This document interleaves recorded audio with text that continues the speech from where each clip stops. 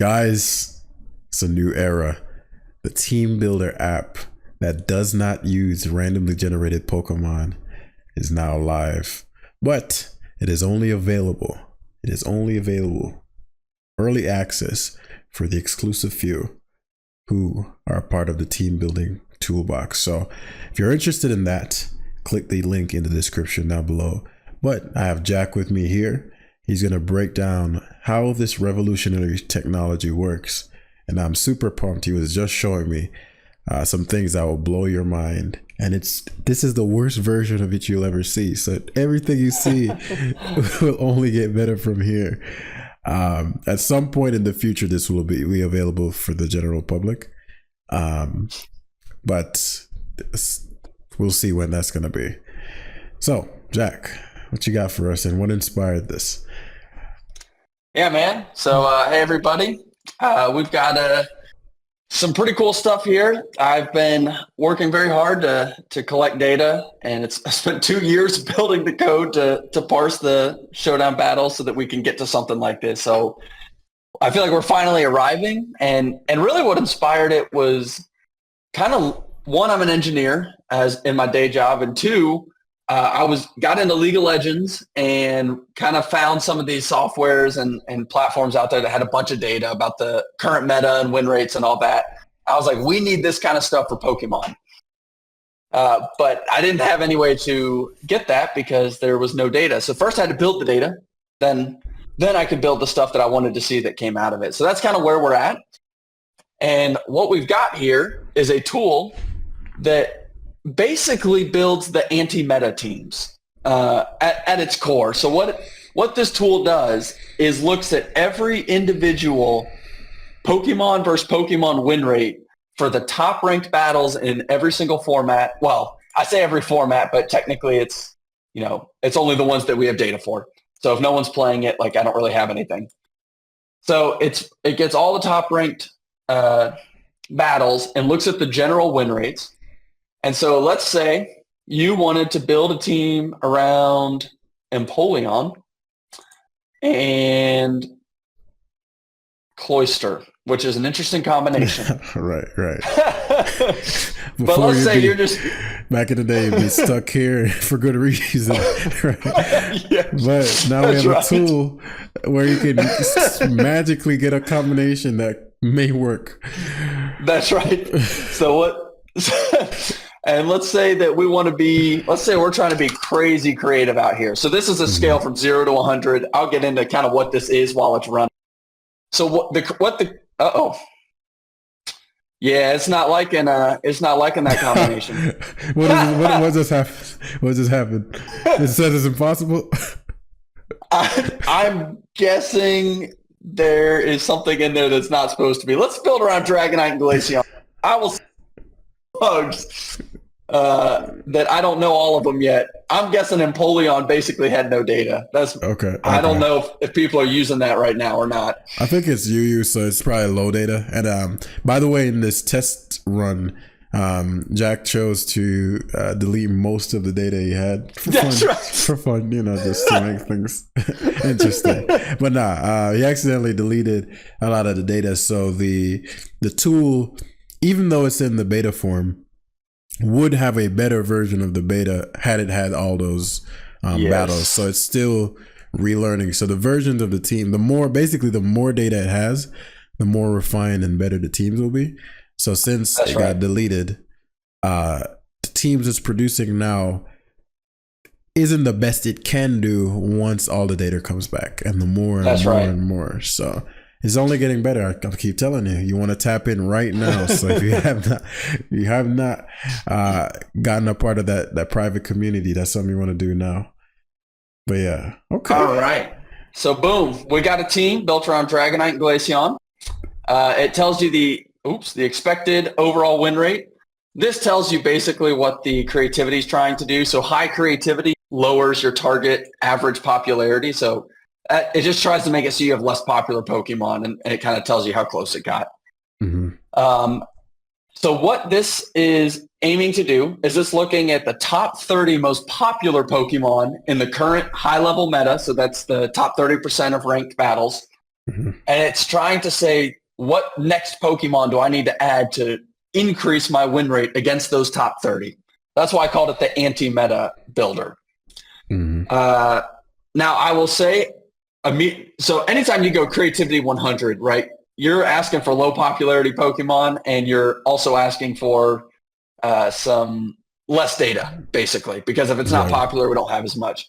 So I'll go ahead, and this is important to know. If you see 35, that means that there really weren't that many battles. 35 means it saw very few battles, and so I just told it to say that it was not a good win rate. So if we picked a less creative team, this would probably be significantly, you wouldn't see these as much. And when we have more than 2 days worth of data, because I didn't delete it all, this wouldn't be an issue. Gosh, I felt like an idiot. But what this does, it says, here's the 6 mons that will do the best, we think. And so aggregating all those 1v1 win rates. And then it tells you, here are the top 30 most popular Pokemon, and it sorts them by the win rate that is the least favorable. So the top things here are the things that this team would have the hardest time against, theoretically. And it will tell you, here's how popular each of these Pokemon are. So, in 15% of teams, we see Clodsire. In 15.4, we see Clefable. And it kind of runs down the list. And then it tells you their win rate. So, Clodsire's general win rate is 57.4%. So, you're probably going to struggle against that thing no matter what you put on there, because it's just kind of taking names right now. Right. Same thing with Clefable. So at the very bottom, you'll see the things you do the best against. So, Dragonite, apparently we're clapping. Walking Wake, we're clapping. Of course, I would say look at the overall win rates on those things. They're not great. Again, this is low data, so are these the real win rates? I'm not sure. But once we get back to 2 weeks of data, not 2 days of data, these things will shore up quite a bit. But you can do all kinds of stuff with this. So, like, let's say you really hate Lucha.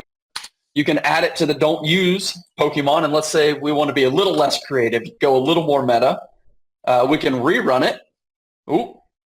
And it'll recrunch the teams and say, okay, we won't use Hawlucha. Also, pro tip, the more stuff you fill in here, the less time it's going to take to build the team, because it has fewer things to look through. So just so you guys know.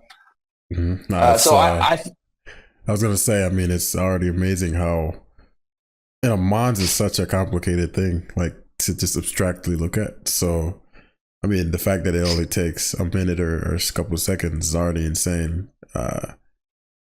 Chat GTP still blows my mind how it does that. But yeah. But yeah, so that's what you can do. You can pick lots of formats. I've been trying to pull data for one watch out. Don't use monotype, because I have not actually added any code to verify that, I don't have the monotype enforced. So it's not going to work. It's going to make illegal teams. Another watch out, I'm not sure how well it's going to do in doubles. I don't have any interaction effects built in yet. So I'm curious to see what the teams do in testing. But you can see here, like, okay, our expected win rate went up when we got a little less creative. Now we've got Cinderace on there, Heatran, Hatterene, and no Hawlucha. So if there's anything that's banned or you just really hate it, add it to your don't use Pokemon and retry.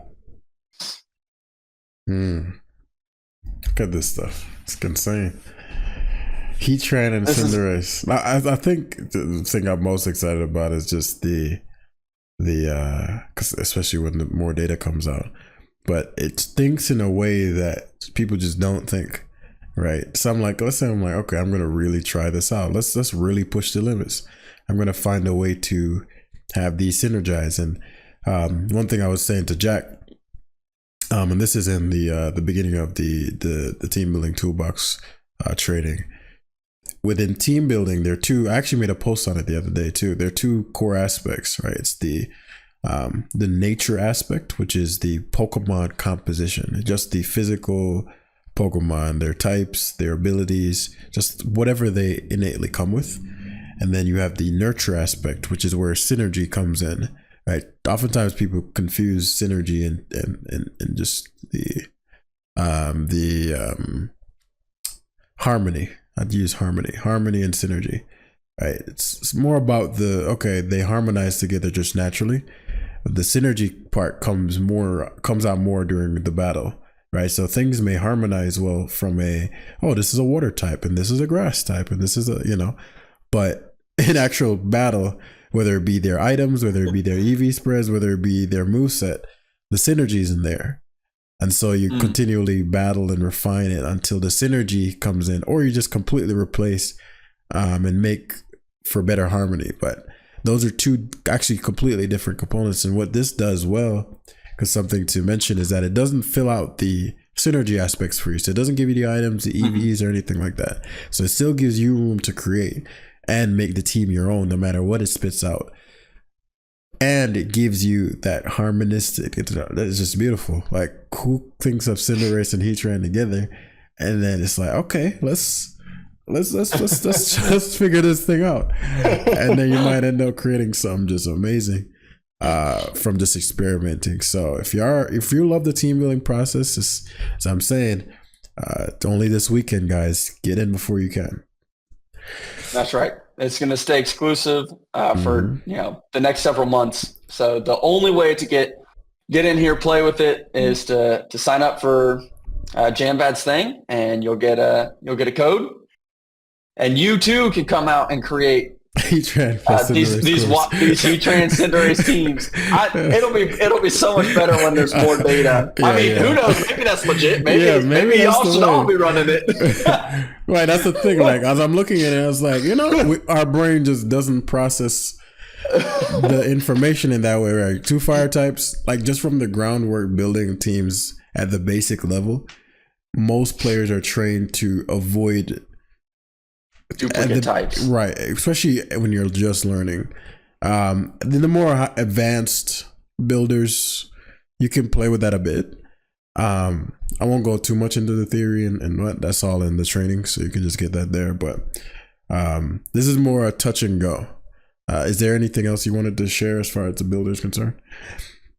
I think I'll just throw out there the only aim. It's important to realize this: the sole aim of this builder and the math it's doing is to increase your win rate on average against the top 30 Pokemon. So it weights the win rates by how popular they are.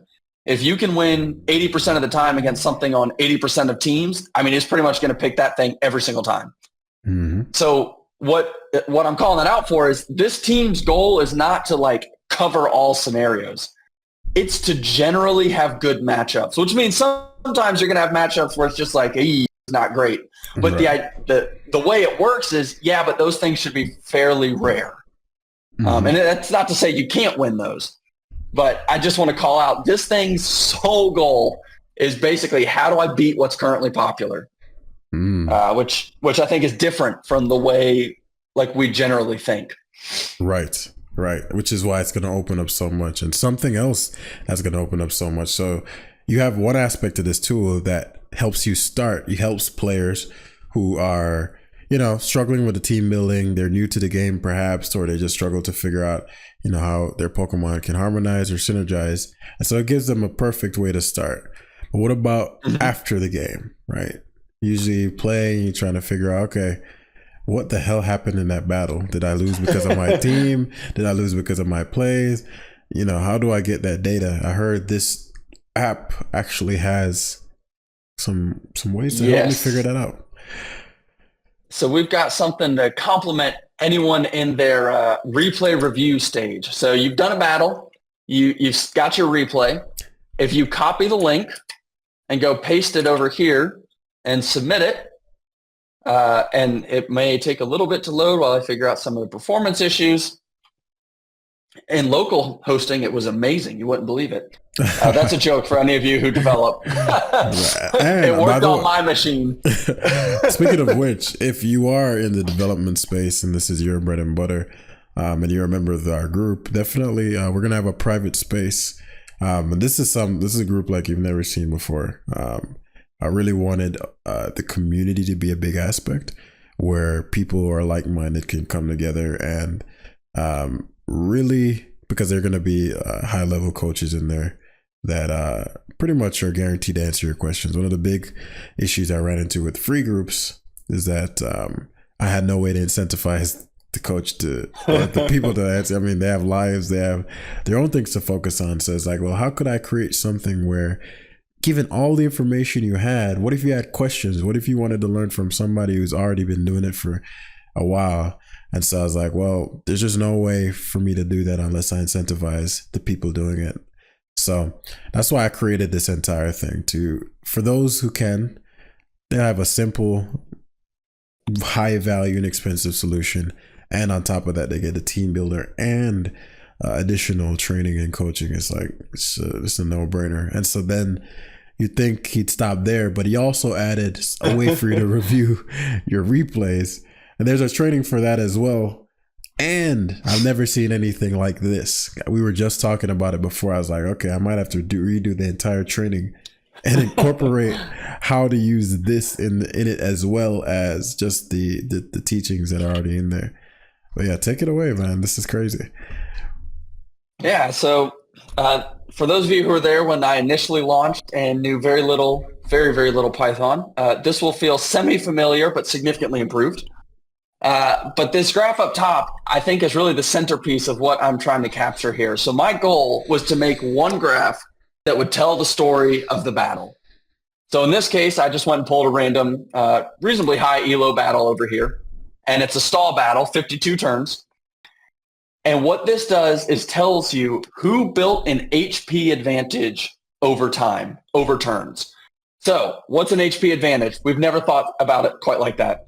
Every Pokemon to start has 100% HP, which means if you got a team of 6, which I don't even know if this is the replay, but if you have a team, we call that value, values. That's right. HP, PP, health, and time. So yeah, this is quantified value. So we're taking the value of percent HP, which if you both got 6, you both have 600%. This chart tells you the difference between your team and their team at the end of every turn. So at 0, obviously, if you both have 6, there's no difference. You guys are equal. And then every turn, it looks at who moved up in value and who moved down. So it tells you here the positive value player name and negative values player name. So the way I have it set up is winners are going to always be positive, and whoever lost, it will count as a negative when they gain advantage. So what this is telling you is you were pretty even for like several turns, right? You guys are kind of just jockeying. On turn 21, a huge change happened. My guy, Del Watergap, went from having a 6% HP advantage to a negative 93%. So basically, an entire Pokemon got deleted, is what that looks like. However, he then walked it back, kind of struggled a little bit in here, but then by turn 35, kind of started running away with it until they ultimately won. And so the goal of this really is you can quickly get a feel for what happened in terms of HP across this battle. It's not a perfect measure, but it's a story that's useful, I think. Mm-hmm. It's all about usefulness. And so over time, if this seems like, oh, whoa, how do I make sense of it? It gets even better. So stay tuned. There are other ways where that graph becomes a lot simpler, and you can really tell, like, okay, what's the value of this individual Pokemon? We talk a lot about value taking and value preserving, right?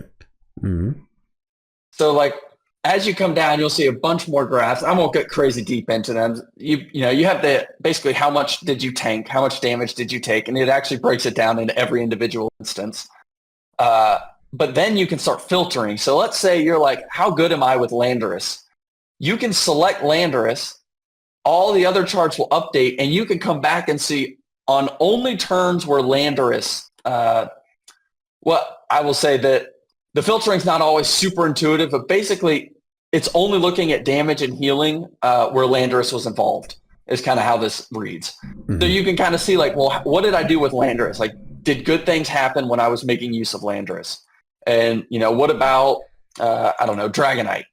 So you can look at it from the opposite perspective. So that's this person's, that's Del Watergap's Dragonite. So when Dragonite's in, things didn't seem to go as well for the winner. And I haven't looked at this battle, so like I could be misreading what that really means, but the idea is there. And you could say, how good am I at using moves? If we only look at damage types where I use moves versus they use moves, oh, interesting. Like the winner doesn't look like they did that great, which means if you come on over to hazard and passive and item and status, if you look at all the indirect value gains, the passive stuff, look what happened. So that means that the guy who won wasn't focused on like, oh, I'm going to beat you with attacks and earthquakes and stone edges. He was more focused on indirect damage like spikes and toxic and withering, taking value through indirect means. Exactly. So that's kind of what I built this there for. It's kind of meant to be, you can dig in as much or as little as you want. Right. And then I've got some efficiency stats. So this is the key thing here is an entrance is every time it enters battle. So every time it comes out, that's one entrance. So you can get a feel for like how much damage do I do on average every time this thing comes out on the field. I hope to add to this what the average of top level players is so that you can get a feel relative to the best users. But currently that's not available. It's just battle by battle. We break it down into healing as well. So you can really just dig into a lot of detail. You can even get down to like, okay, on the turns where I swapped, what happened? Okay, it looks like I generally lost value. Well, that would make sense, right? You're not attacking. You were doing a defensive pivot, maybe trying to lose less than you otherwise would have, but it's hard to gain value on swaps versus if you pick a move like, okay, on turns where I chose to make an action instead of just playing defense, I generally gained an advantage. So that's kind of the playground we've got set up for you here.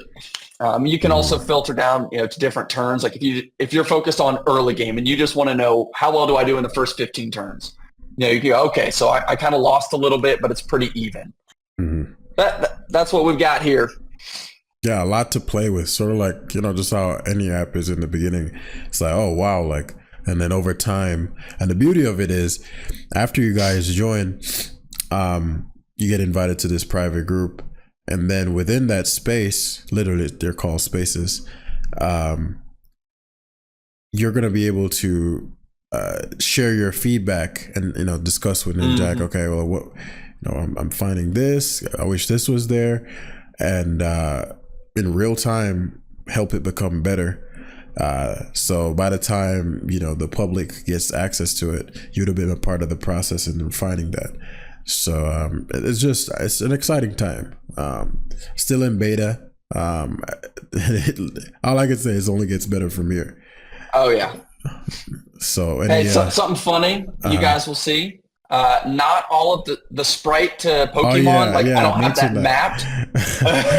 It looks for the most similar. Yeah, that's right. Let's go look at that one. Right. It looks for the most similar Pokemon sprite name from the file versus what was in the database, which is not guaranteed to line up. So, for example, if you feel like rocking Goldango, you'll notice Goldeen comes up instead because those are very similarly spelled.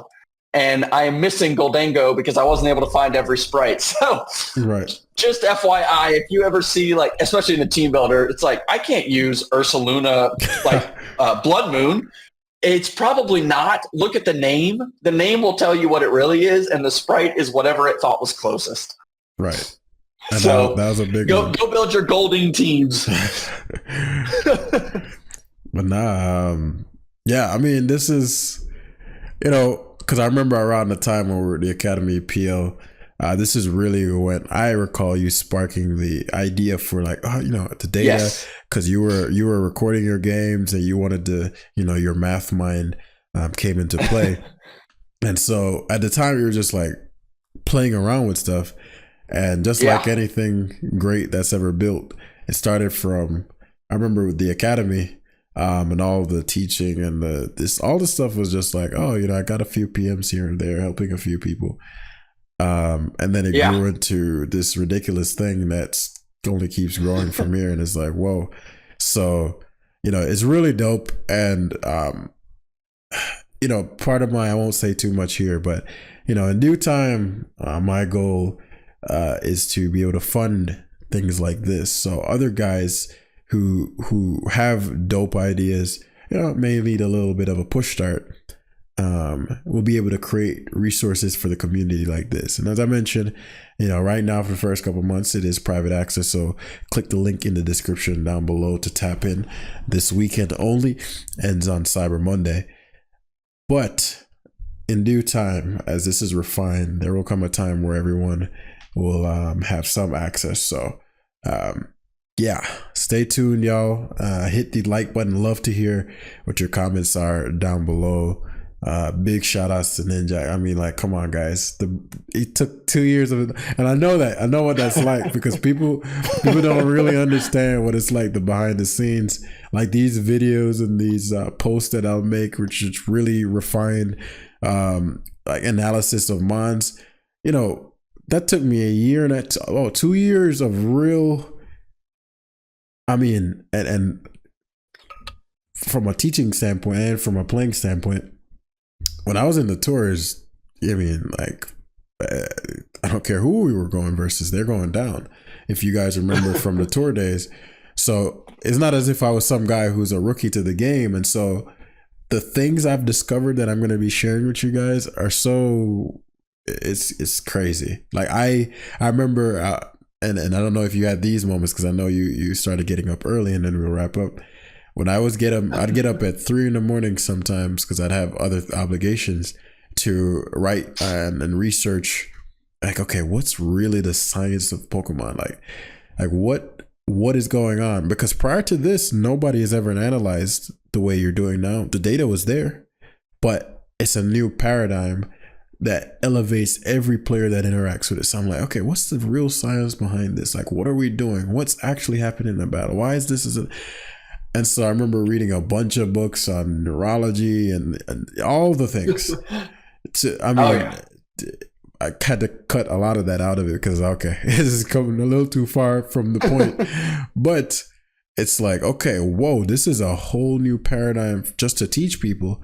And then when I started to get those PMs, because I like to test things before I release them, I tested this on like a couple, probably a little over 100 people, probably over that. It might be closer to 2. I can't say. I don't like to, over exaggerate. So I'm like, okay, but quite a bit. And I wanted to see, okay, try this. And I wanted to see how quickly they get from 0 to 100. And people would go from just this little tweak, from a deep understanding. People would go from, it'd be like, oh, I was 1400 yesterday, and then that thing you did 5 days later, the guy is 1850. And he's like, I don't know, blah, blah, blah, blah. And I'd always go, what did you observe? What did you notice? And then I'd collect that data, and then I'd store it, and I do that dozens and dozens and dozens and dozens. Then take that data, analyze it, which is trickier to do because of so much variance. And then pull out the first principles, take those, then test them on new people, and try to crunch the time down to where people were going from bottom of the ladder to like in 2 days, like just boom, boom. So I was like, okay, we're on to something. Wait until people find out how far or how deep this rabbit hole really goes. And then Jack comes out of nowhere with the team building piece. And I mean, it's just great time. So guys, hey, you're either going to seize the opportunity, you're going to cease regret. It's a beautiful Black Friday, and I'm looking forward to seeing each and every one of you guys in the private group, so we can have our discussions and answer questions. So anything you want to say before we close out? I don't think I got anything other than hit this man's package up, get the early access to the starting point, and then you'll have all the resources from him for how to go from there. And hey, it was super fun, Jambat. Thanks for having me on. I'm excited to kind of partner with you like this. Yeah, no problem. Same. All right, y'all, hit the like button. Definitely leave comments on your thoughts down below, and I will see you in the next one. Peace.